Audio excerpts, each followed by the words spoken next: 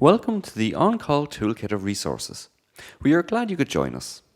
This video is about how to eat healthy. At the end of this lesson, you will know if your diet is healthy and how to make changes to it if it is not. The food pyramid is always a good place to start somebody out on how to have a healthy diet. Luckily, there is another lesson on this topic in our toolkit, so be sure to check that out as well. For now, we will look at different types of popular diets. The Mediterranean diet is a diet that focuses on the varied consumption of foods such as meats, fruits, vegetables, cheese, cereals, etc. However, it is not advisable to eat a lot of everything. Choose fresh products that are seasonal. The Mediterranean diet tends to grill, oven bake and boil food, so it is considered very healthy. Another diet that is also well known, albeit a little controversial, is the vegan diet. It is controversial because people choose this diet not because it is healthy, but because it is ethical and environmentally friendly. Therefore, people who oppose this diet do so because it is seen more as a philosophy of life than a diet.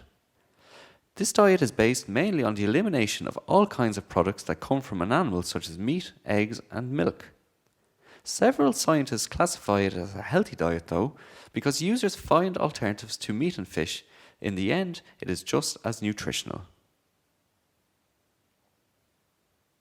The organic diet arises as a result of the problems that exist about the origin of the products. This diet is based on the consumption of organic products, cultivation is completely natural, cultivated without additives that improve the product or pesticides to prevent pests, hormone-producing animals to produce more but lower quality meat. In short, this diet eliminates the feeding of processed products. Of all the types of diets that exist, each one is different from each other, so each person will have to adapt their diets to their needs. Furthermore, not all metabolisms have the same effect since each one has its specific characteristics. At the end of the day, the best thing you can do is just have a balanced diet. Ensure that you get enough of everything that you need.